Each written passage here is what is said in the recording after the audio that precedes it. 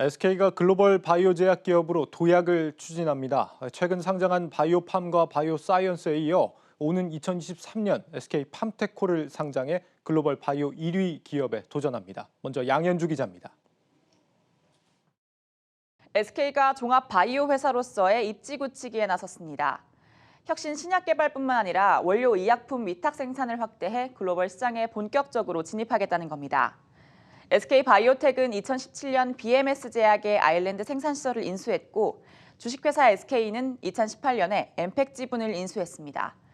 이를 통해 아일랜드의 스워즈, 미국 엠팩, 한국의 SK바이오텍을 합친 SK팜테코의 원료의약품 생산량은 연간 100만 리터에 달합니다.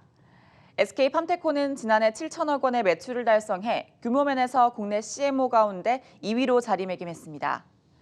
또 지난주 프랑스 유전자 세포치료제 위탁 생산 기업 이포스켓이 지분 70%를 인수하면서 고부가 가치 바이오 의약품으로 사업 영역을 확대했습니다.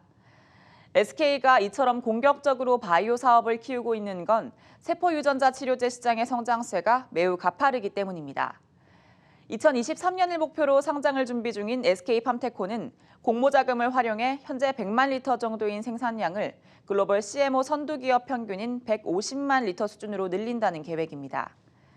신약개발 부문과 원료의학, CMO 분야 간 시너지를 통해 독자적인 사업 역량을 갖춘 글로벌 제약 바이오 기업으로 발돋움하겠다는 겁니다. 2023년 목표로 상장도 준비하고 있고요. 이를 통해서 SK팜테코는 전 세계 어느 지역에서든 합성과 바이오 혁신 신약 모든 약을 생산할 수 있는 글로벌 제약사가 가장 필요로 하는 CMO 기업으로 거듭난다는 것이 SK 주식회사의 목표입니다. IPO와 함께 M&A에 나서면서 SK 방식의 바이오 굴기가 본격화되고 있습니다. 한국경제TV 양현주입니다. 제약 바이오 분야에서 공격적으로 확장해가고 있는 SK에 대한 소식 더 자세하게 짚어보겠습니다. 성장기업부 문영민 기자 나와 있습니다. 문 기자, 이번에 SK가 이 프랑스에 있는 어떤 위탁 생산 기업을 인수했다라고 앞서 리포트에서 우리가 지금 살펴봤는데 왜 인수한 겁니까? 우선 SK가 제약바이오 부분에서 굉장히 높은 성장성을 맛봤기 때문인데요. SK그룹의 제약바이오 부분을 좀 살펴보고 가겠습니다. 예. 제약바이오 주축은 우선 신약 개발을 위주로 하고 있는 SK바이오팜과 또 최근에 많이 알려졌죠. 백신 개발을 위주로 하고 있는 SK바이오사이언스, 그리고 합성 원료의약품을 주축으로 하고 있는 SK팜테코 등으로 구성이 되어 있습니다. 원료의약품이라는 게 뭘 말하는 겁니까? 좀 쉽게 설명을 드리자면 저희가 뭐 약국에서 구매하는 약이나 병원에서 처방받는 주사 같은 게 이제 완제의약품이라고 보시면 되는데요.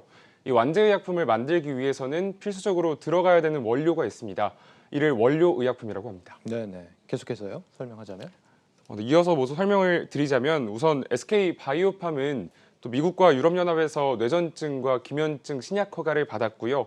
SK바이오사이언스는 독감 백신뿐만 아니라 아스트라제네카나 노바백스의 코로나19 백신 위탁 생산을 하면서 좀 이름을 많이 알렸습니다. 예. 그래서 SK가 미래 먹거리로 삼은 게 이런 제약바이오 분야라고 할 수 있겠습니다. SK는 이번 SK팜테코 인수를 통해서 유전자 세포치료제 분야에 처음으로 발을 들이게 되는 건데요.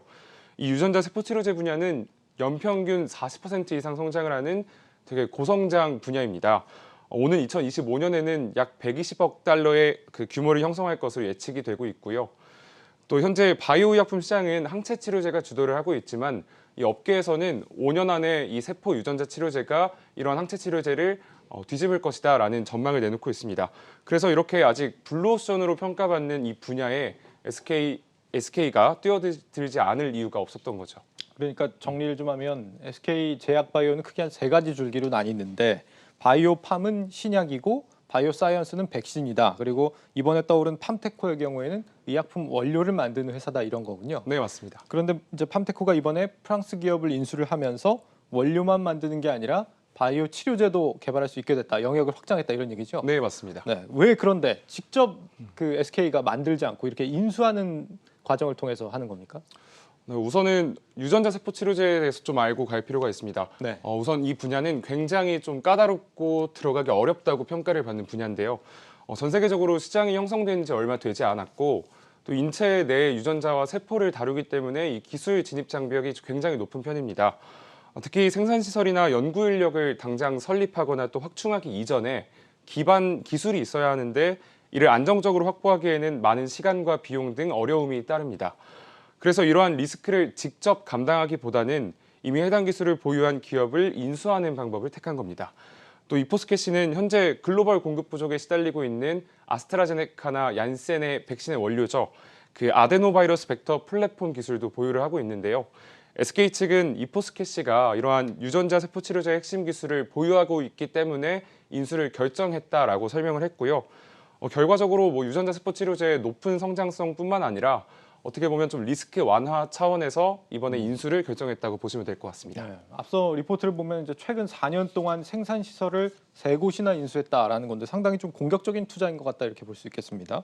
제약 바이오 분야에 이렇게 좀 적극적으로 뛰어드는 배경이 뭐라고 할 수 있습니까? 우선 SK 그룹 자체가 인수합병에 굉장히 적극적이라고 평가를 항상 받고 있지 않습니까? 네. 그래서 SK 그룹의 우선 역사를 좀 살펴보겠습니다. M&A 역사를 좀 보자면 SK 그룹은 지난 1980년에 공기업인 대한석유공사, 현재 SK 이노베이션을 인수했고요. 또 이후 1994년에는 지금 SK텔레콤인 한국이동통신을 인수했고 2012년에는 지금의 SK 하이닉스인 하이닉스 반도체를 인수해서 몸집을 엄청 키웠습니다. 또 SK그룹은 이렇게 인수합병을 통해서 신성장 동력을 지속적으로 발굴하고 있다고 보시면 될 것 같고요. 네. 제약바이오 분야 인수합병도 마찬가지겠죠. 아까 말씀해 주신 것처럼 SK 주식회사는 4년 사이 생산시설을 무려 3곳이나 인수를 했는데요. 이러한 배경에는 제약바이오 위탁 생산 선두 기업이 되겠다는 SK그룹의 목표가 자리매김하고 있다고 보시면 될 것 같고요. SK팜테코는 앞선 리포트에서도 봤듯이 합성 원료의약품 생산에 주력을 했었습니다. 하지만 이번 이포스켓시 인수로 바이오 의약품 진출은 물론이고요. 이 바이오 의약품 위탁 생산까지 가능해지면서 CMO 전문 기업으로의 도약이 시작됐다고 보시면 될 것 같습니다. CMO가 위탁 생산을 CMO라고 하는 거죠? 네, 맞습니다. 그런데 우리가 그 앞서서 SK 바이오사이언스 같은 경우도 위탁 생산 기업이다 우리가 이렇게 알고 있잖아요. 우리 코로나 백신도 위탁 생산을 지금 많이 하고 있는 걸로 알고 있는데 어떻게 다른 겁니까? 주력하는 사업이나 그 분야가 다르다고 생각을 하시면 조금 쉬울 것 같습니다. SK 바이오사이언스는 많이 아시다시피 코로나 백신으로 좀 많이 알려져 있죠. 코로나 네. 백신뿐만 아니라 독감 백신, 또 수두 백신처럼 백신에 주력을 하고 있고요. SK팜테코는 현재 합성 원료 의약품에 주력을 하고 있었는데 이번에 새롭게 진출을 하는 분야가 또 세포 치료제와 같은 바이오 의약품인 겁니다. 전 세계 위탁 생산 시장 규모를 먼저 좀 살펴보겠습니다. 네. 코로나19 사태 이후 굉장히 빠른 속도로 성장을 했고요. 지난 2019년에는 약 119억 달러 규모를 형성을 했는데 오는 2025년에는 무려 253억 달러로 연평균 14% 가까이 성장을 해서 이제 2배 이상의 몸집을 키울 것으로 전망이 되고 있습니다. 결국 SK팜테코의 이번 행보는 이러한 글로벌 CMO 시장을 아주 꽉 잡겠다는 의지로 풀이가 되고 있고요. 이에 대한 이승규 한국바이오협회 부회장의 이야기 좀 들어보고 오겠습니다. 네. 지금은 이제 결국 글로벌 체인으로 연결될 수밖에 없거든요. 케미칼이 됐건 바이오가 됐건 각각의 글로벌 체인에 관련된 풀들을 가지고 있어야 되고 그 풀들이 항상 플렉스블하게 우리가 운영할 수 있는 그 툴을 가져야 되는 게 첫 번째여서 이번에 이제 SK가 그게 케미칼이 됐건 여러 원료 수품에 관련된 부분에 수급처를 다양화하는 거는 되게 좋은 전략이고 국가적으로도 지향을 해야 되는 부분이 하나 있고요. 이렇게 영역을 확장한 SK팜테코가 2023년에는 상장을 추진한다 이렇게 얘기를 들었는데 앞서서 이제 바이오팜하고 바이오사이언스의 경우도 상장으로 좀 대박이 난 사례가 있지 않습니까? 상당히 좀 SK의 경우에는 상장이 좀 적극적인 것 같아요. 아까 인수합병도 적극적인데 상장도 굉장히 적극적으로 이루어지고 있습니다. 제약바이오 기업 특성상 신약을 연구개발하거나 또 공장의 생산 능력을 증대시키기 위해서는 정말 막대한 자금이 필요한데요. 네. 다들 알고 있으시겠지만 이 기업 공개를 한다면 이에 필요한 자금을 안정적으로 조달할 수 있게 되는 겁니다. SK 바이오팜은 상장 이후에 미국 식품의약국의 허가를 받은 뇌전증 신약에 이어서 새로운 혁신 신약 개발에 나서고 있고요. 또 미국과 유럽연합 등에서 글로벌 유통망 구축에 자금을 굉장히 많이 투여를 하고 있습니다. 또 SK 바이오사이언스의 경우에는 기존에 없었던 mRNA 방식의 백신이라던가 또 백신 생산 공장 증설에 공모 자금을 활용하고 있다고 설명을 했고요.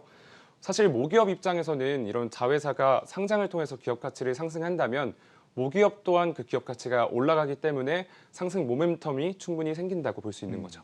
그러면 이번에 SK팜테코는 코스피에 상장을 하는 겁니까? 아니면 미국에 상장을 하는 겁니까? 많은 분들이 궁금해하실 것 같고 저도 굉장히 궁금한데요. 이 SK팜테코는 앞서 리포트에서 보셨다시피 오는 2023년에 상장을 계획을 하고 있습니다.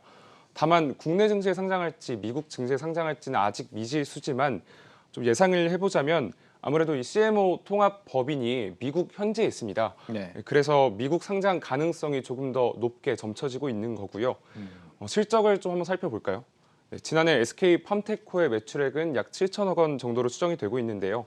4년 전인 2016년과 비교했을 때는 무려 7배 성장했습니다.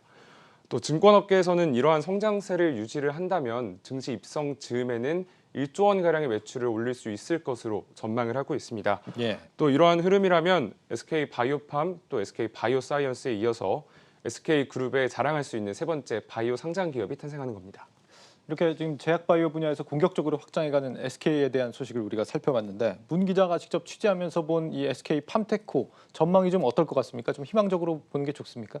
우선 취재를 하면서 많은 업계에서는 마치 SK바이오팜이나 SK바이오사이언스가 상장하기 이전에 그런 열기를 상상하게 하는 되게 긍정적인 반응이었습니다. 예. 실적도 굉장히 높은 폭으로 성장을 하고 있었고요. 사업 포트폴리오도 기존의 원료의약품에서 합성의약품, 또 이번에 바이오의약품까지 굉장히 다각화가 많이 돼 있기 때문에 제약바이오 업계에서는 새로운 CMO 공룡이 탄생을 할 것 같다라고 평가를 하고 있습니다. 예. 또 이미 사실 원료의약품 CMO 부분에서는 글로벌적으로 세계 10위권 안에 이름을 올리고 있고요. 증권업계에서 기업 가치에 대해 제가 물어봤을 때 정확한 기업 가치를 판단하기엔 좀 어렵지만 2조 원 이상은 충분히 넘겼다라고 평가를 하고 있고 좀 이를 봤을 때 현재 바이오 선두 기업과 비교를 해도 뒤처지지 않는 것으로 판단이 됩니다. 말 그대로 진짜 1위 가능성도 있다 이렇게 볼 수 있는 거네요.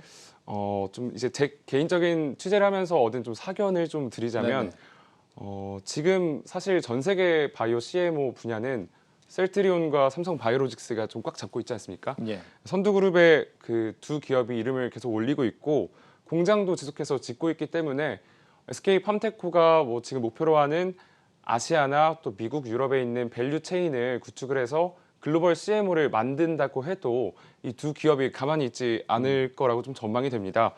앞서 제가 말씀드린 추가적인 인수나 또 공장 증설, 인력을 충분히 확대를 한다면 셀트리온이나 삼성 바이오로직스처럼 세계 좀 탑 그룹의 이름을 올리고 제가 봤을 때는 이 두 기업과 이름을 나란히 하는 좀 3강 체제가 구축이 되지 않을까 좀 전망을 하고 있습니다. 어쨌거나 다 우리나라 기업들이네요. 좀 네, 환영할 맞습니다. 일인 것 같습니다. 성장기업부 문영민 기자였습니다.